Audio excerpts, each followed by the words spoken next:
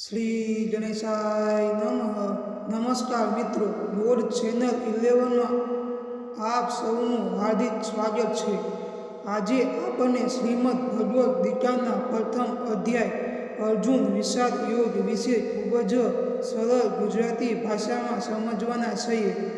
ભગવદ્ ગીતા માત્ર એક ધાર્મિક ગ્રંથ નથી, પરંતુ જીવન જીવવાની કલા શીખવતું અમૂલ્ય જ્ઞાન છે.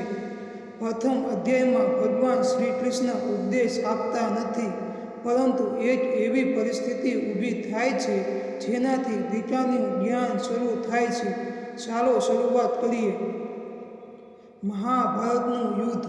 કુરુક્ષેત્રના મેદાનમાં બે વિશાળ સેનાઓ સામસામે ઊભી હતી. એક બાજુ પાંડવો અને બીજી બાજુ કૌરવો. ધર્મ અને અધર્મ વચ્ચેનું આ યુદ્ધ શરૂ થવાનું હતું. બંને પક્ષે મહાન યોદ્ધાઓ હતા. શંખ વાગી ચૂક્યા હતા. યુદ્ધ શરૂ થવાની માત્ર થોડી જ ક્ષણો બાકી હતી. ધૃતરાષ્ટ્રનો પ્રશ્ન. હસ્તિનાપુરના રાજા અંધ ધૃતરાષ્ટ્ર યુદ્ધના મેદાનમાં જઈ શકતા ન હતા. તેમણે પોતાના સારથી સંજયને પૂછ્યું, હે સંજય, ધર્મભૂમિ કુરુક્ષેત્રના યુદ્ધ માટે ભેગા થયેલા મારા પૌત્રો અને પાંડવોના પૌત્રોએ શું કર્યું? સંજયે દિવ્ય દ્રષ્ટિ દ્વારા યુદ્ધનું સમગ્ર દ્રષ્ટિએ જોઈ રહ્યા હતા. તેમણે ધૃતરાષ્ટ્રને બધું જણાવવાનું શરૂ કર્યું. દુર્યોધન દ્રોણાચાર્ય પાસે જાય છે. કૌરવોનો રાજકુમાર દુર્યોધન પોતાની સેના જોઈને દ્રોણાચાર્ય પાસે ગયા. તે પોતાની સેનાની શક્તિશાળી અને પાંડવોની સેનાની તૈયારી વિશે વાત કરે છે. તે કહે છે કે પાંડવો સેના ખૂબ જ મજબૂત છે. દુર્યોધન પોતાની સેના મહાન યોદ્ધાઓની ગણના કરે છે. ભીષ્મ પિતામહ, કર્ણ, વિકર્ણ અને બીજા ઘણા મહાન યોદ્ધાઓ. શંખવાદ. ભીષ્મ પિતામહે સિંહ જેવી ગર્જના કરીને પોતાનો શંખ વગાડ્યો. ત્યારબાદ બંને સેનાઓમાં શંખ નગારા ગુંજી ઉઠ્યા. આ અવાજથી સમગ્ર કુરુ ગુંજી ઉઠ્યું. ત્યારબાદ ભગવાન શ્રી કૃષ્ણ અને અર્જુન પણ પોતાના દિવ્ય શંખ વગાડ્યા. શ્રી કૃષ્ણનો શંખ પંચજનય, અર્જુનનો શંખ દેવદત્ત. શંખનાદથી સમગ્ર વાતાવરણ યુદ્ધમય બની ગયું. અર્જુનની વિનંતી. અર્જુન ભગવાન શ્રી કૃષ્ણને કહે છે, હે કૃષ્ણ, મારો રથ બંને સેનાઓની વચ્ચે લઈ જા.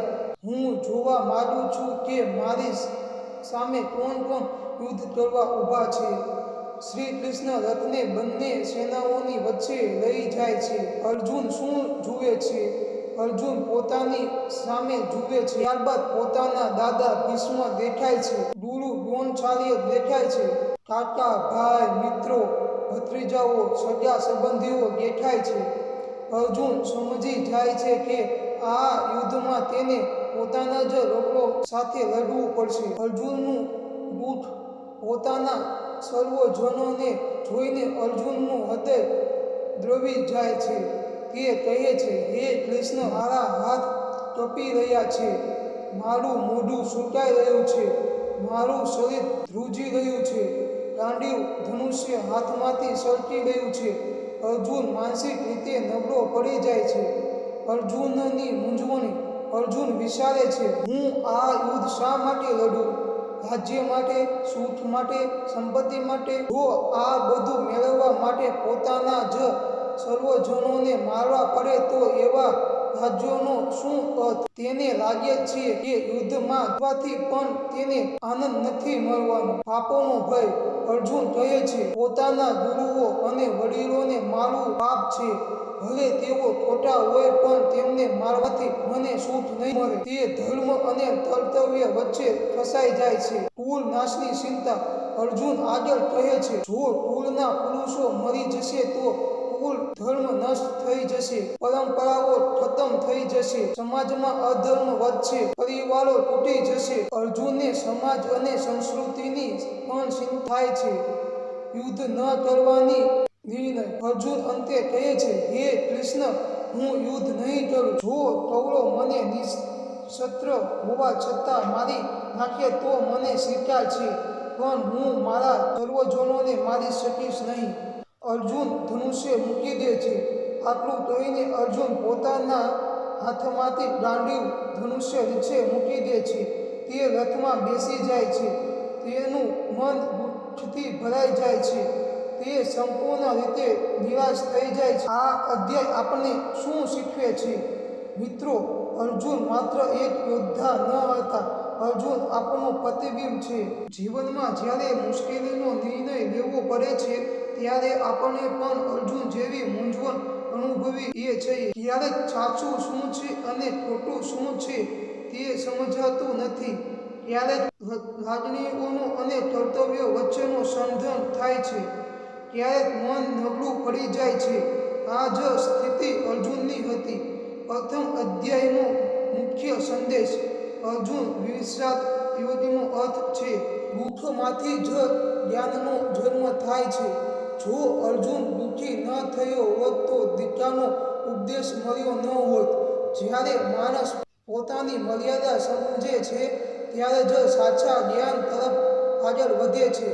આજના જીવનમાં ઉપયોગ: આજના સમયમાં પણ જ્યારે મુશ્કેલીઓ આવે છે, નોકરીની ચિંતા, અભ્યાસમાં નિષ્ફળતા મળે, સંબંધોમાં સમસ્યા આવે અથવા જીવનમાં કોઈ મોટો નિર્ણય લેવો હોય, ત્યારે આપણે પણ અર્જુનની જેમ મૂંઝવાઈ જઈએ છીએ. એ સમયે ભગવાન પર વિશ્વાસ રાખવો જોઈએ, શાંતિથી વિચારવું જોઈએ અને સાચા માર્ગદર્શનની મદદ લેવી જોઈએ. સમાપન: મિત્રો, આ હતો ભગવદ્ ગીતાના પ્રથમ અધ્યાય અર્જુન વિષાદ યોગનો સરળ ગુજરાતી સાર. આ અધ્યાય આપણને શીખવે છે કે જીવનમાં મુશ્કેલી અને દુઃખ આવે ત્યારે હિંમત હારવી જોઈએ નહીં, કારણ કે ઘણી વાર મુશ્કેલી જ જ્ઞાનનો દરવાજો ખોલે છે. જો તમને આ વિડીયો ગમ્યો હોય તો લાઈક કરો, શેર કરો અને ગોલ્ડ ચેનલ 11 ને સબસ્ક્રાઇબ કરવાનું ભૂલશો નહીં.